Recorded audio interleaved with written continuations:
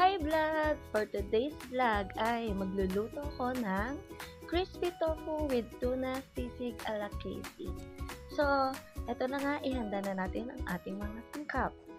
Ayan, sa nakikita nyo nga, hiniwa ko na ang ating mga sangkap.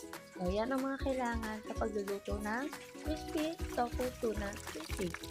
So, ihanda na natin ang kawali na may mantika para mailagay na natin ang ating tofu. So, kailangan ayusin ng tofu para maayos at sabay-sabay ang pagkaluto nito. Hintayin natin itong mag-golden brown. At habang naghihintay dahil matagal ang proseso ng pagpapa-brown ng tofu, nag-arm workout muna ako. So, ito na nga. At after nyan, okay na nga ang ating tofu. Crispy na siya. Ngayon ay i-strain na natin. Ilalagay na natin sa strainer ang ating tokwa or tofu. Ayan, lalagay ko na lahat dyan sa strainer. I-drain ko na lahat, pati yung mantika. Isasalin ko na lahat ito sa lagayan ng ating mantika. At ngayon ay sa ating kawali ulit na pinagamitan, ilalagay ko ang oil ng tuna. Ayan na. Yan na yung ginamit ko para ipanggisa ang ating sibuyas. Sibuyas muna ang inuuna ko kasi mas gusto ko mas brown at mas luto ang sibuyas. Kasi mas matagal itong maluto or mag-brown. At ngayon ay ilalagay ko na ang bawang. Susunod ko na ang bawang. Ayan na.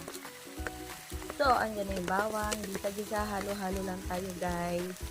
Hanggat sa medyo mag-brown na ito.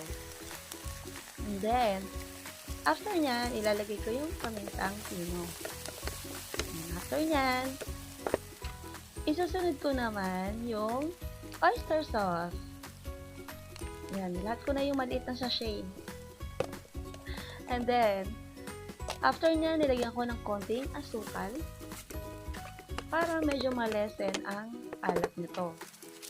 And then, at ang ating sikretong sangkap, ang magic na may sarap. At ilagay na natin ang crispy tofu. Yan, halu-haluin na natin. Halu-haluin natin guys. At ilagay na nga natin ang tuna. Pagsamahin na natin silang dalawa.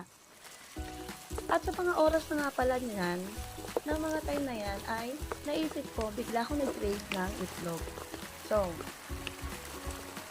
lalagyan ko ng itlog ang crispy tofu natin. Isa lang naman ang ilalagay kong egg. Hintayin natin ang proseso ng pagluluto. Kailangan natin hintayin para maluto ng maayos. So, ayun na nga, nilagay ko na ang itlog. Dahil nag-crave ako sa itlog. Ayan. Halo-haluin lang natin, guys. Nakakatakam na. Natatakam na ako. At after nyan, ilagay na natin ang chili green. Green chili or siling haba, siling labuyo. Kayo na po ang siling haba. Kayo na po ang bahala kung ano pang siling meron kayo dyan. At tapos nyan, eto na, luto na. Ilagay na natin sa plato. Yan, umuusok-usok pa. Naku, sa mga oras na yan, naglalaway na ako. Gusto ko nang matikman. Pero syempre, babae tayo, may arte effect, kailangan maayos, may plattering. So, nilinisan ko pa yung plato. Kasi para naman maganda sa camera. At ayun na nga, nilagay na natin ang ating finale na mayonnaise. Yan. At ayan, charan! So, eto na, tara! Tikman na natin guys! Excited na ako! Ayan! Sarap! Tikman mo na. Sulit na sulit! Ang yummy talaga!